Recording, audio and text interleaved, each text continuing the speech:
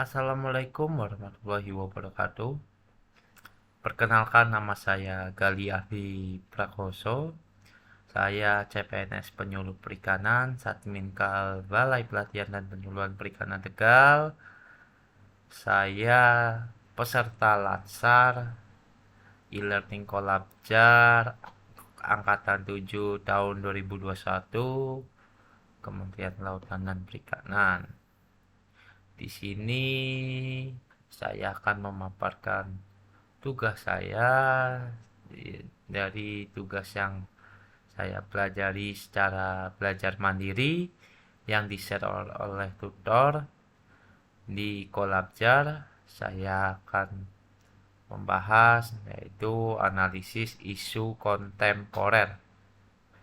Analisis isu kontemporer dari hasil belajar yang saya dapat, yang pertama, memahami konsepsi perubahan lingkungan strategis, memahami wawasan strategis PNS.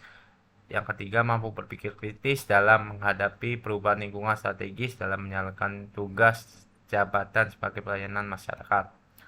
Ini kotor hasil belajar. Yang pertama, menjelaskan konsepsi perubahan lingkungan strategis. Yang kedua, mengidentifikasi isu-isu strategis kontemporer. Yang ketiga, menerapkan teknik analisis isu-isu dengan menggunakan kemampuan berpikiran kritis. Di sini isu-isu kontemporer di sekitar lingkungan organisasi, yang pertama globalization, yang kedua information technology, yang ketiga diversity management, yang ketiga downsizing, yang keempat managing for quality, yang kelima ethic and social responsibility, yang keenam service economy. Isu-isu kontemporer secara global adalah isu berkembangnya serta meluas setelah Perang Dingin berakhir pada era 1990-an. Pengertian mengenai isu-isu global kontemporer terkait erat dengan sifat dari isu-isu tersebut yang tidak lagi didominasi oleh hubungan timur-barat, seperti ancaman perang nuklir, persaingan ideologi antar demokrasi liberal dan Marxisme-Leninisme, dan diplomasi krisis. Ancaman dalam bentuk baru ini bukan berupa serangan militer yang dilakukan oleh suatu negara terhadap negara lain, tetapi tindakan kejahatan yang dilakukan oleh non-state actor dan ditunjukkan kepada state actor maupun mengancam keamanan umat manusia. Ancaman tersebut berupa tindakan terorisme atau kejahatan transnasional yang terorganisir, transnasional organized crime, degradasi lingkungan, konflik etnis, dan konflik komunal yang berdimensi internasional, hutang luar negeri, dan lain-lain. Individu atau warga negara yang mengancam keamanan umat manusia, human security. Ancaman tersebut dapat berupa tindakan terorisme atau kejahatan transnasional yang terorganisir, transnational organized crime TOZ, degradasi lingkungan, konflik etnis, dan konflik komunal yang berdimensi internasional, hutang luar negeri, dan lain-lain. Bagi negara-negara dunia ketiga, isu-isu yang terkait dengan ancaman keamanan dalam bentuk baru, human security, merupakan ancaman keamanan yang nyata. Yang pertama, situasi transisi politik, lemahnya kepuasan pemerintah akibat tidak maksimalnya upaya penegakan hukum, ketidakpastian politik, krisis ekonomi, masalah konflik di wilayah perbatasan, konflik etnis, dan konflik komunal dengan berbagai dimensi internasionalnya. 7.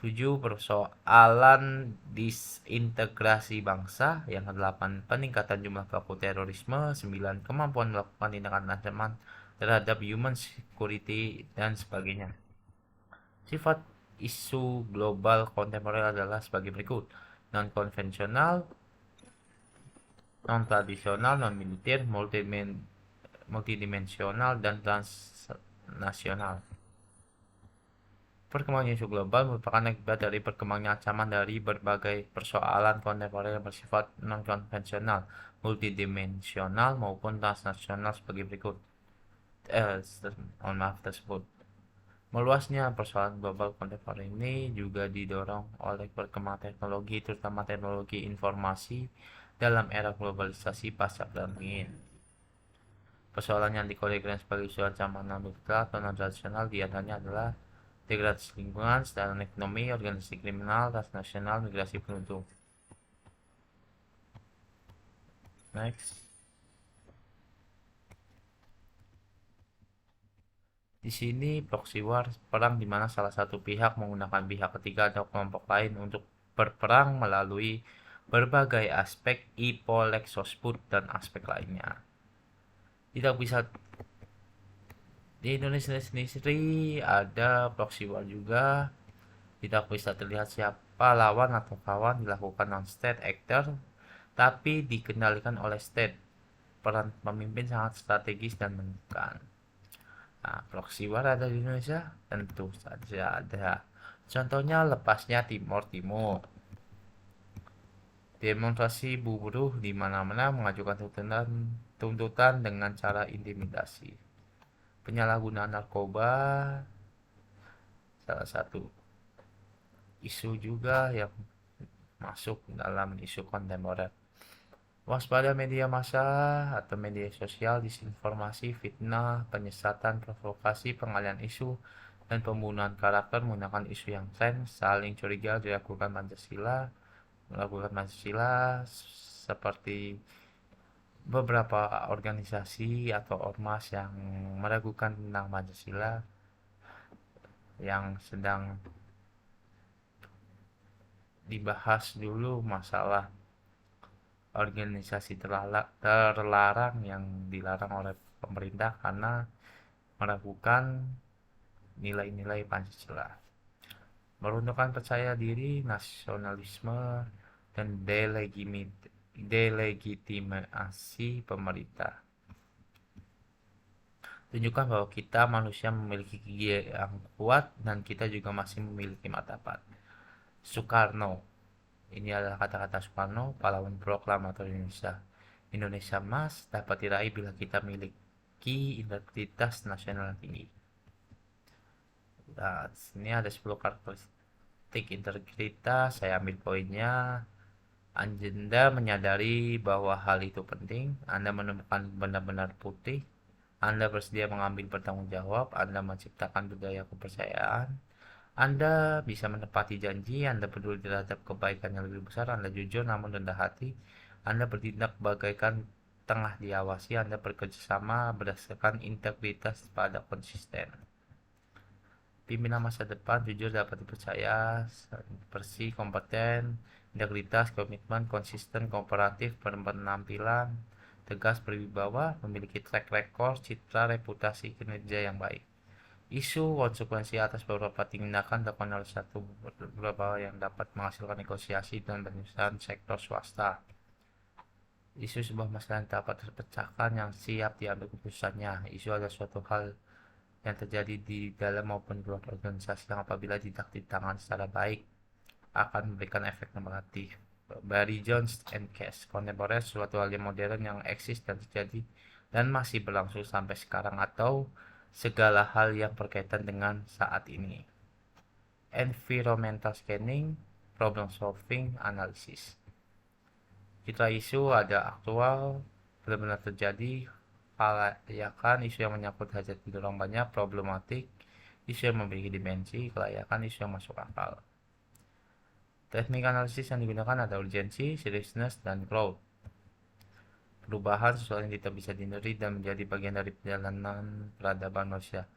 Perubahan itu mutlak dan kita akan jauh tertinggal jika kita segera menyadari dan berperan serta dalam perubahan tersebut. Nah, di sini ada penyebab fishbone analisis atau analisis tulang ikan. Karena saya anak perikanan, jadi saya membuat pembahasan yang saya ambil yaitu menggunakan metode atau model tulang ikan. Di sini ada bagian kepala adalah masalahnya, di bagian ekor kosong, di bagian sirip itu ada penyebab dari sirip depan, sirip belakang sampai.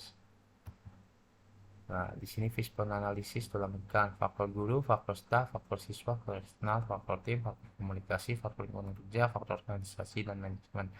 Sekian yang dapat disampaikan. Kurang lebihnya mohon maaf. Wabillahi taufiq wal hidayah. Wassalamualaikum warahmatullahi wabarakatuh.